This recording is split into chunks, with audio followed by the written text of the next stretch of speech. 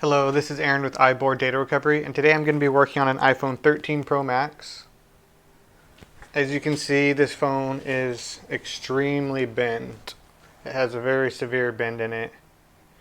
And right off the bat, I can see that this one is going to need a CPU swap.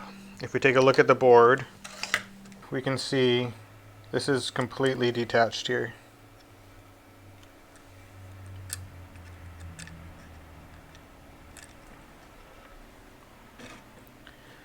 So we have to hope the CPU survived, and we're going to have to do a CPU swap on this one. So I'm going to take this board out of the housing, I'm going to split this, and we can take a look at the CPU. So I have this board out of the housing, and in this video I want to show you how I deal with snapped boards. Obviously I'm going to have to do a CPU swap, so I'm going to show you my method for removing the CPU, preparing the donor board, reballing the CPU, and transplanting all the chips.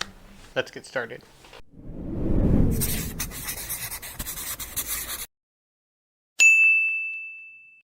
Okay, so I have this board out of its housing. This board went to, I think it was Secure Data before me, and they actually split it over there, so that's nice. I don't have to split it. Looking at this CPU, it looks okay to me. So I don't see any obvious cracks on it, which is the most important thing. Even looking at its side,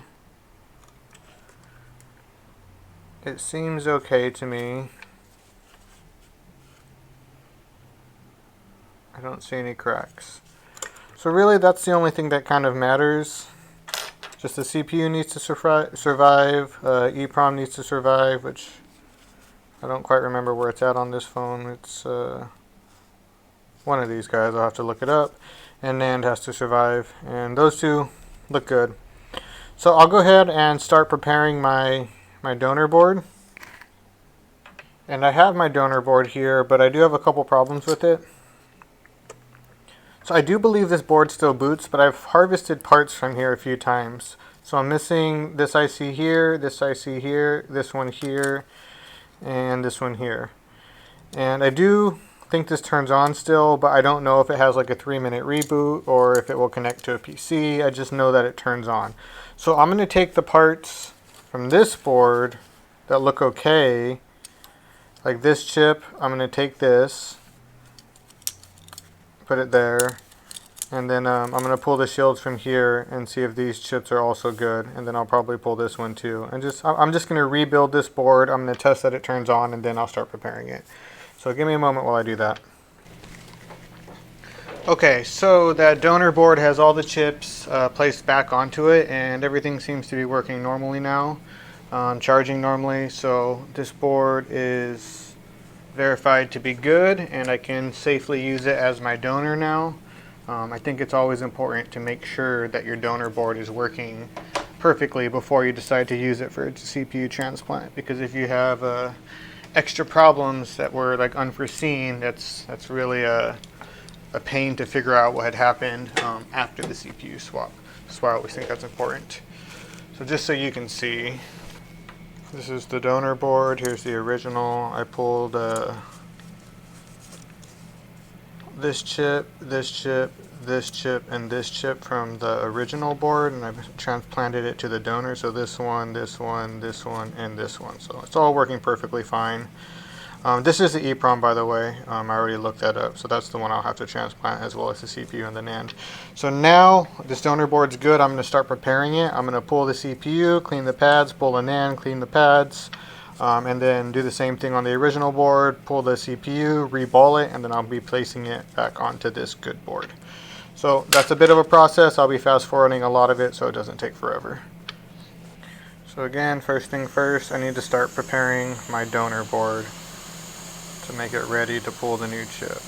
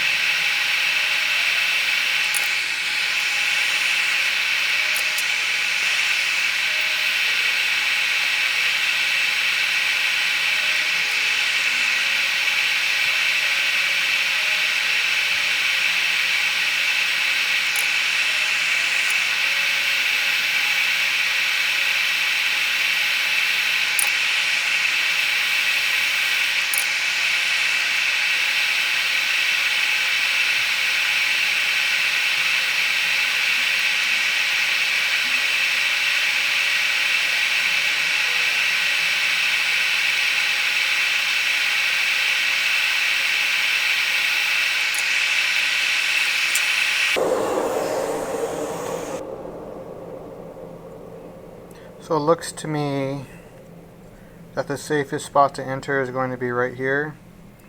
This capacitor is not needed. These two capacitors just go to baseband IC, it looks like, as well as the CPU, but I don't think they're as important.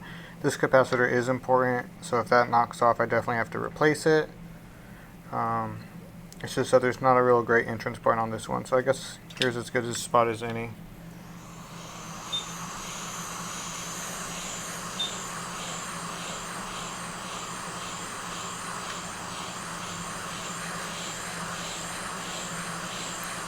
The CPU doesn't matter so much, it's just the board needs to remain as nice as possible, because this is just the donor CPU.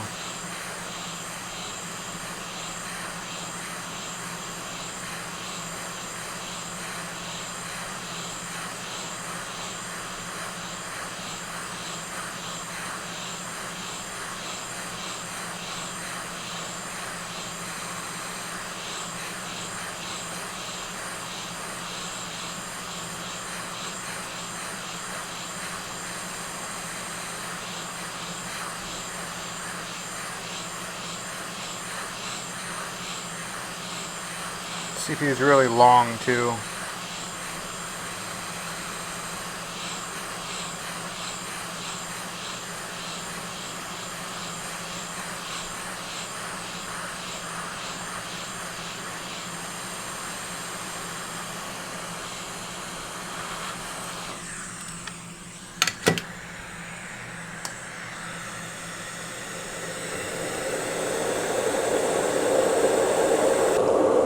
So now I have to clean up all this mess.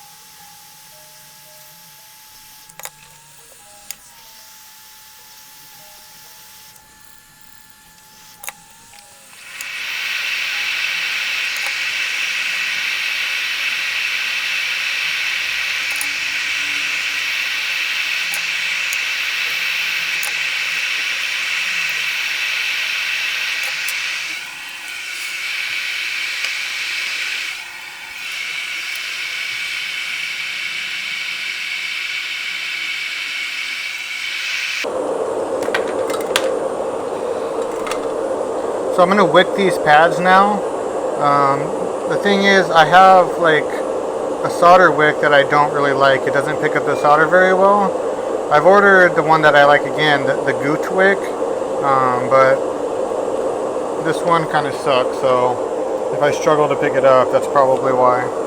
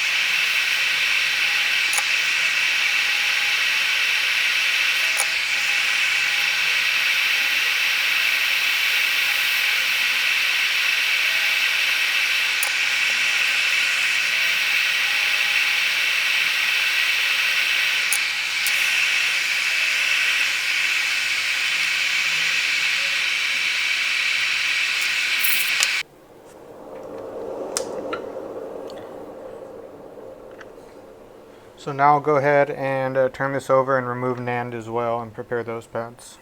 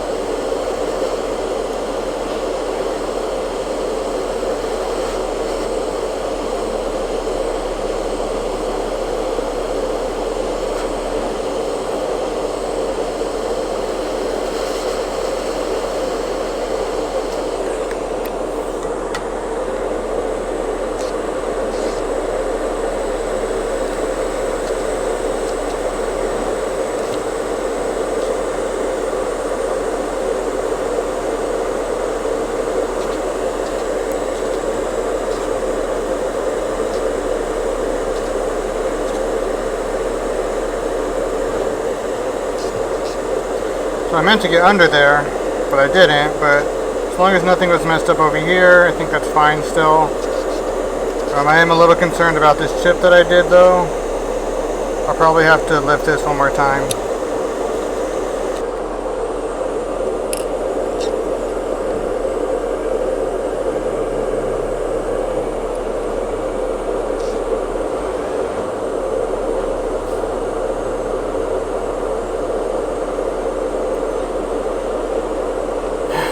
So I'm also going to have to change the PMIC, it looks like. I don't know for sure that it's shorted, but this doesn't look great, so I kind of have to assume it's short. That was a shame. I wish I could have lifted this cleaner. I just wasn't sure the right spot to go in at. All of these are ground resistors, like they're ground on both sides, they don't do anything, so I thought this was the safest area, but I couldn't really get into there. I probably should have just removed some of these capacitors and came in from the side. So that was a shame. This is going to require a little bit of work to fix now. I'm going to have to make sure nothing's wrong with this board.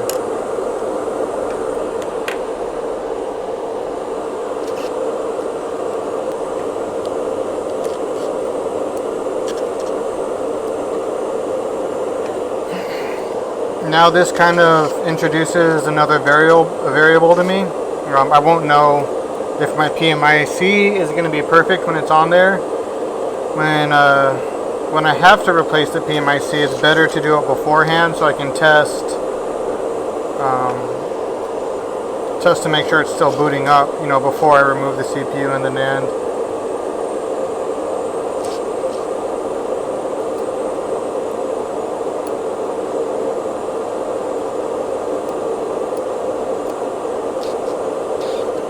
It is possible this PMIC is still good, so I might actually just go ahead and test the boot sequence to see if I'm getting a normal reading, because there's a lot of solder balls. None of them actually seem to have popped out of the PMIC itself, so it might be okay.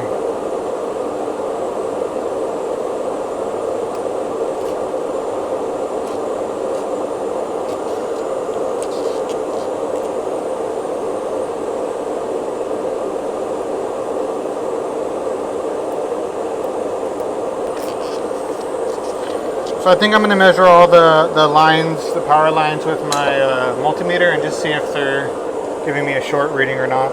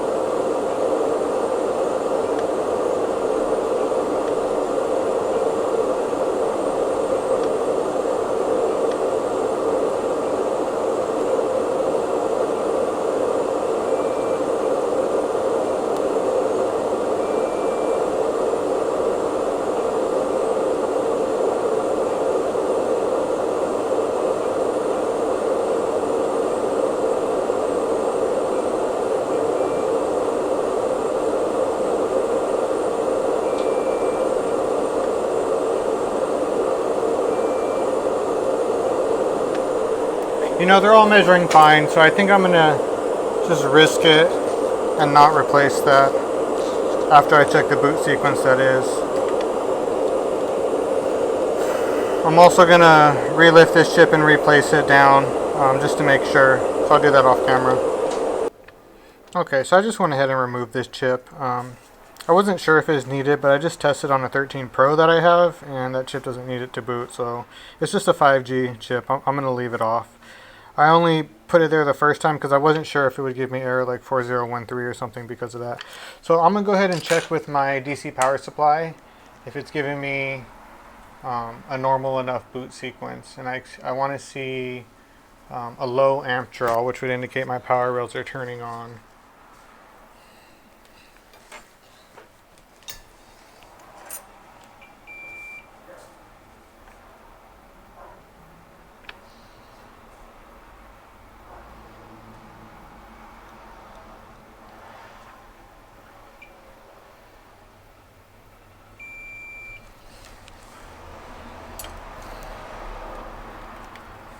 So when I touch my probes to the battery connector, I should see nothing to begin with, which I do. Good.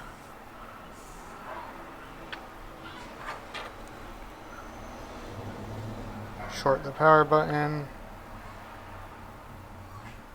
And I'm seeing a 0.01 amp draw, which is what I normally see on these types of models.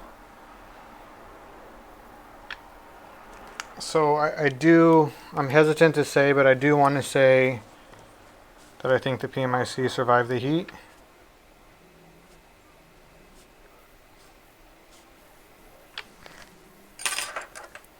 I am still a bit disappointed with myself. I knew I was using too much heat to pull that off, and I should have reapproached what I was doing.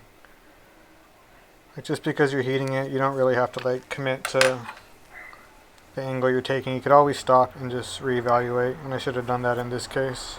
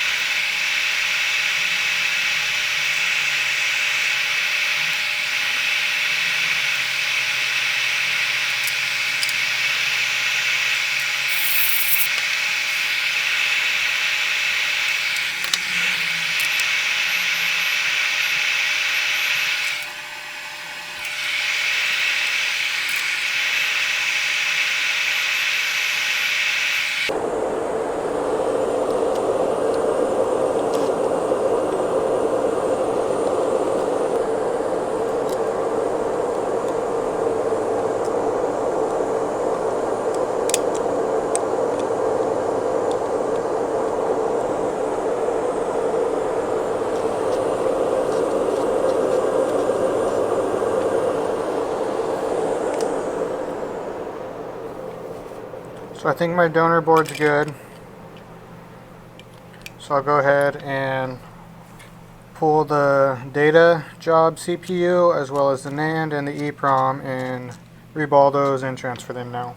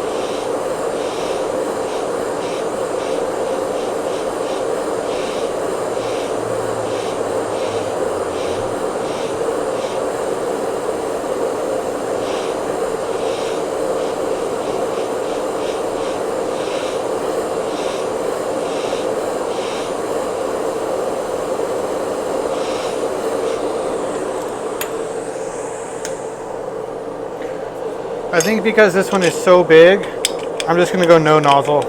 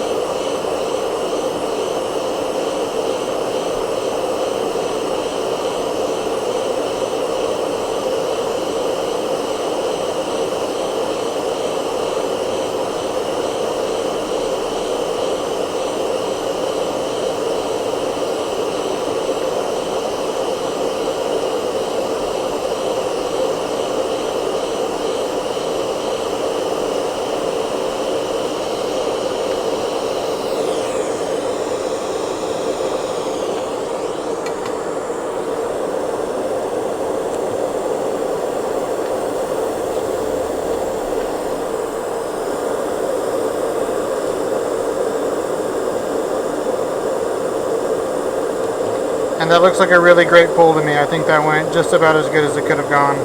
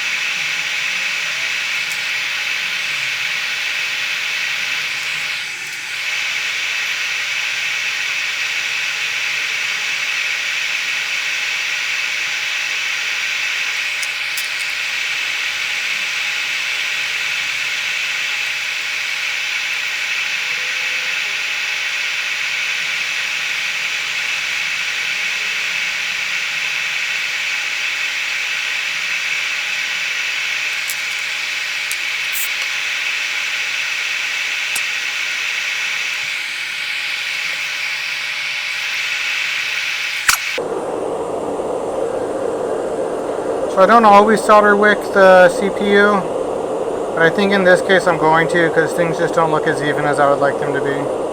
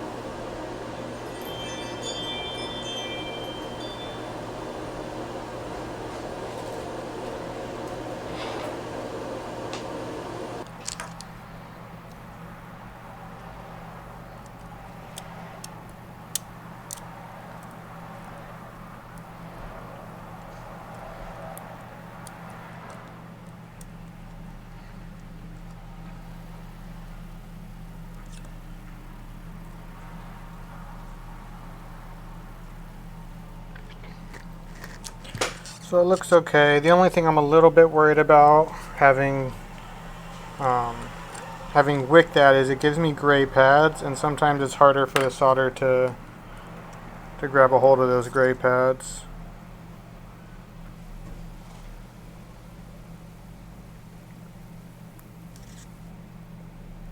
So that may have been a bad idea, but we'll see how it goes.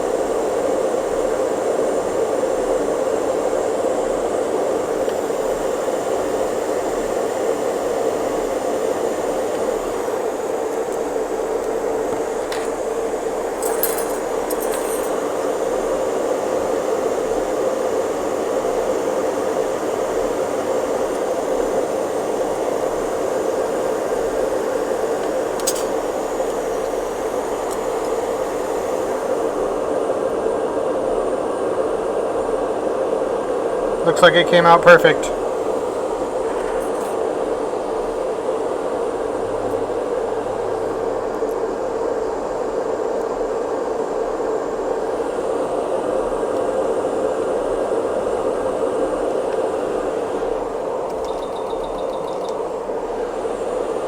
I'll give it one last little reflow.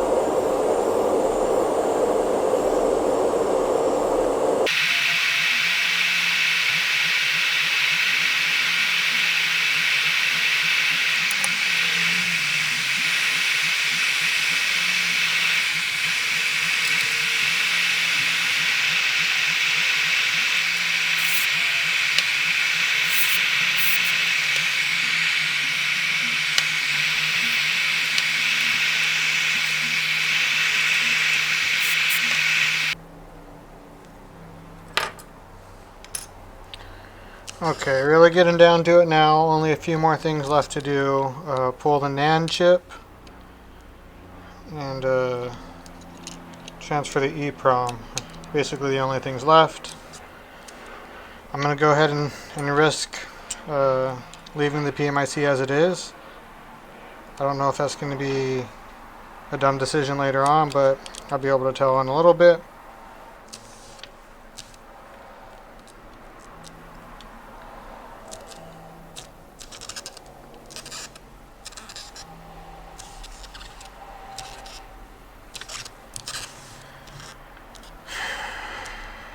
For this NAND chip, it doesn't matter if I overheat it. In fact, I really like how the NAND removed last time. It was like almost no underfill left on the chip, which I'd like to do again.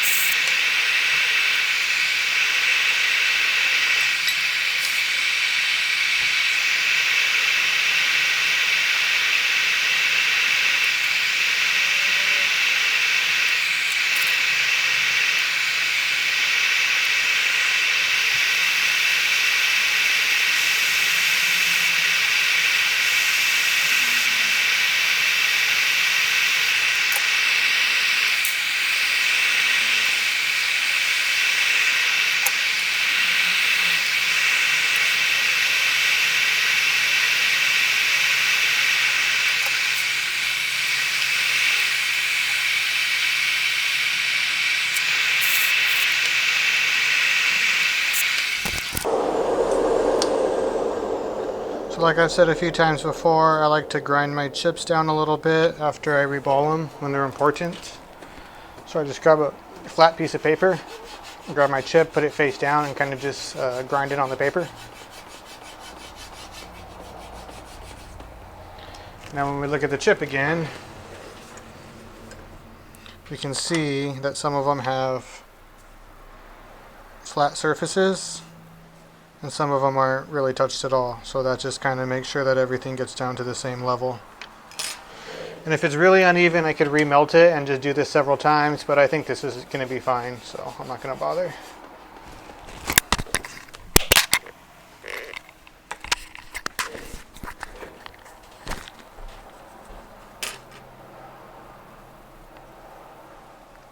And I'm going to do the same thing with the CPU as well.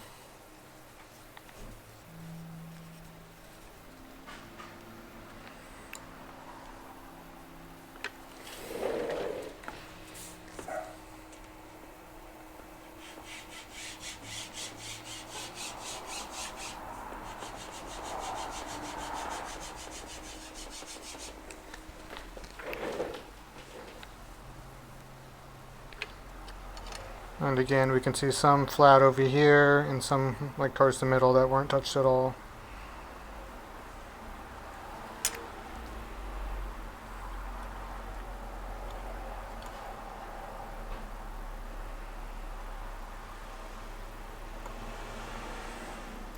But in general, this looks pretty even to me.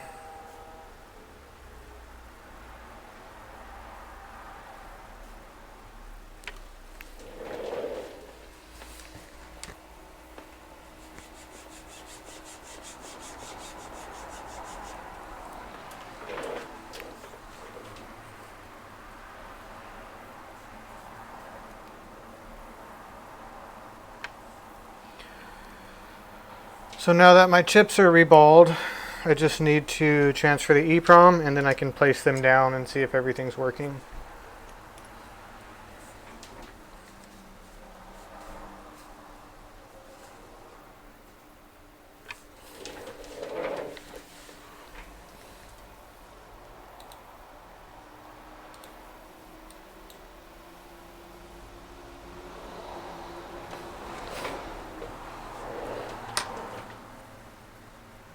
So here's my EEPROM.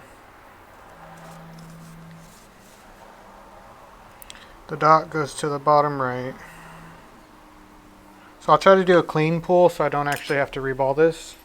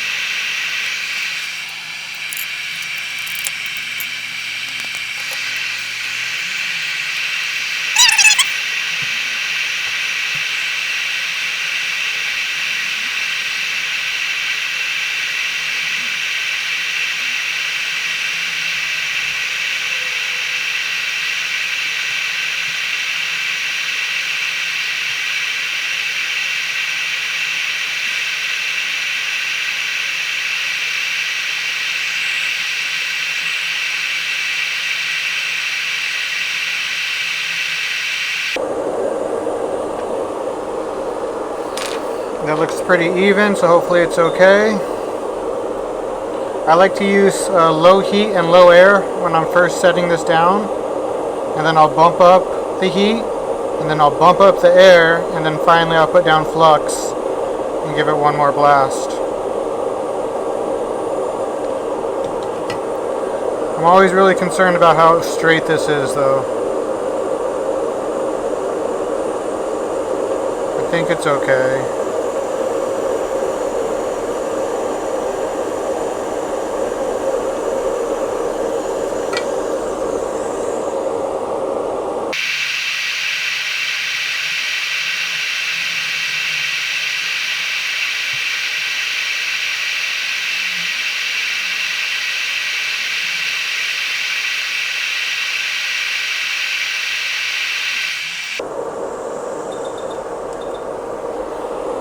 So I'll bump up the air now, or the heat now, not the air yet.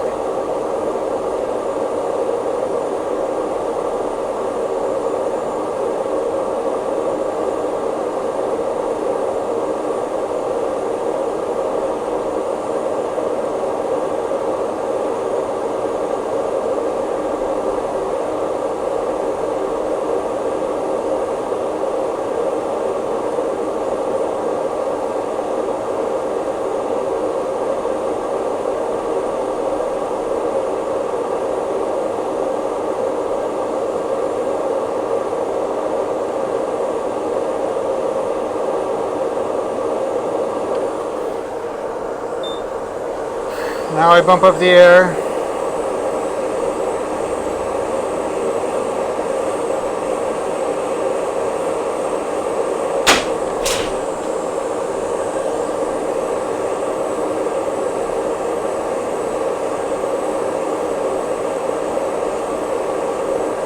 Now I'll add some flux.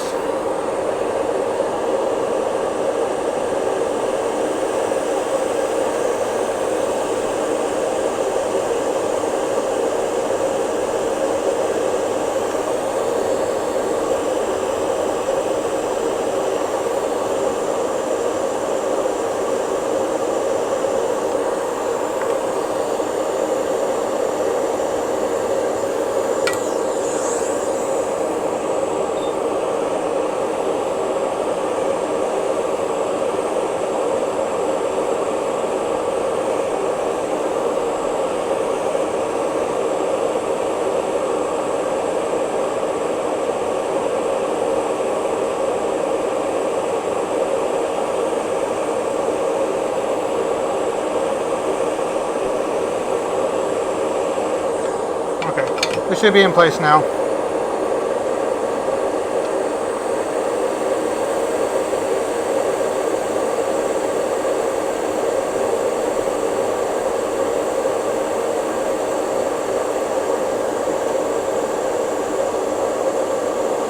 I'll let it cool and then I'll check it out.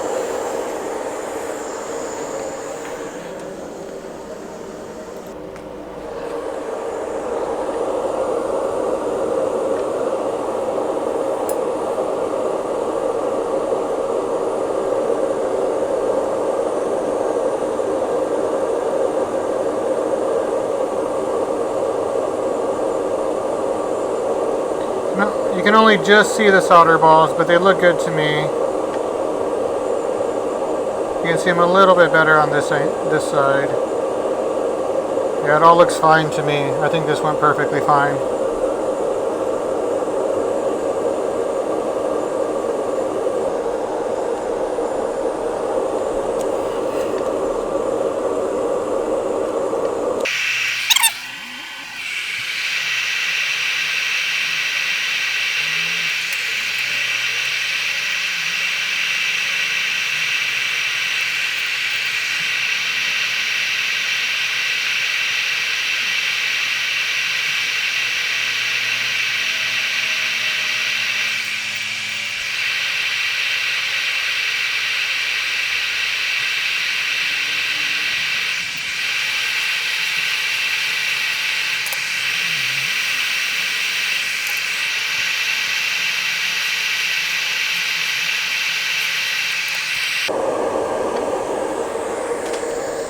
Okay, I'm gonna let it cool, I'm gonna clean it, and then I'm gonna test to see if it's booting.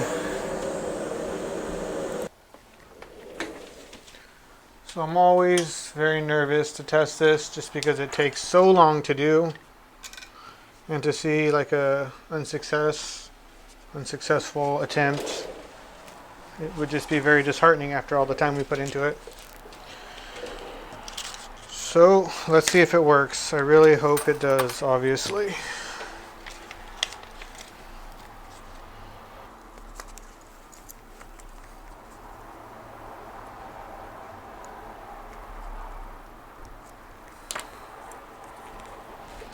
Okay, show me an Apple logo. Apple logo. Yay. Okay, I'll call you back in 5 minutes, okay? Bye bye.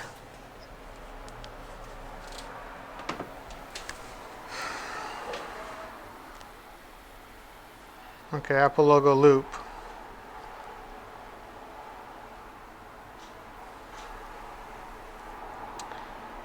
That's not what I wanted to see.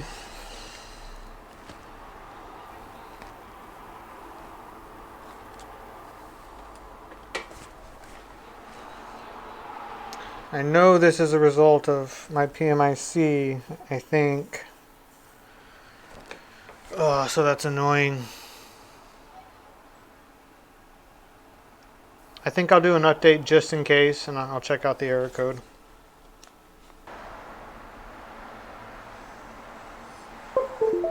Okay, it did go to recovery mode, so that's good. Maybe 13 Pros just need an update after swaps. I didn't swap the NFC chip, so maybe that's what's happening. Let's see what the update tells me. So I'm going to go ahead, I'm going to check the power rails on here.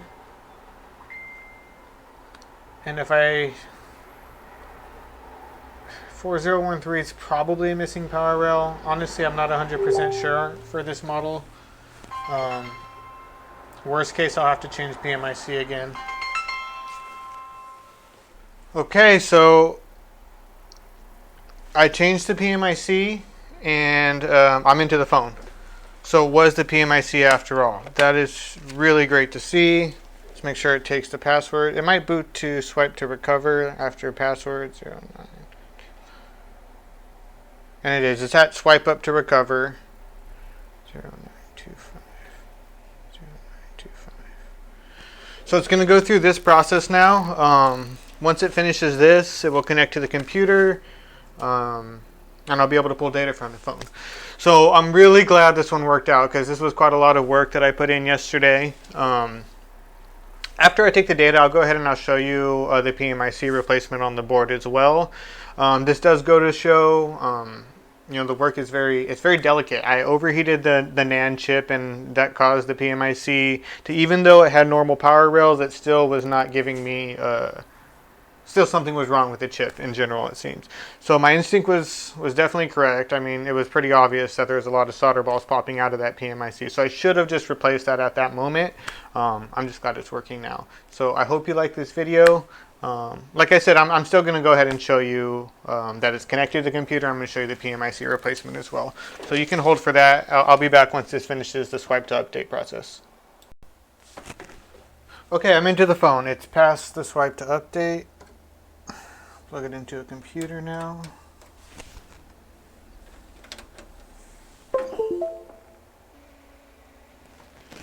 And I did actually lose this in that process again. And now it's made me question if the PMIC placement was even necessary, because I actually had to reheat and nudge the CPU, and I think I got it to sit a little bit better, and that's allowed me to get into the phone. It did die in the middle of the swipe to update process. So I don't even know if the PMIC replacement was necessary. I struggled through this one. I tend to have a little hiccup on almost all my CPU jobs. So I'm glad it's working. I'm glad we have access to the data. I'm going to start pulling the photos now just in case I don't want to lose this phone.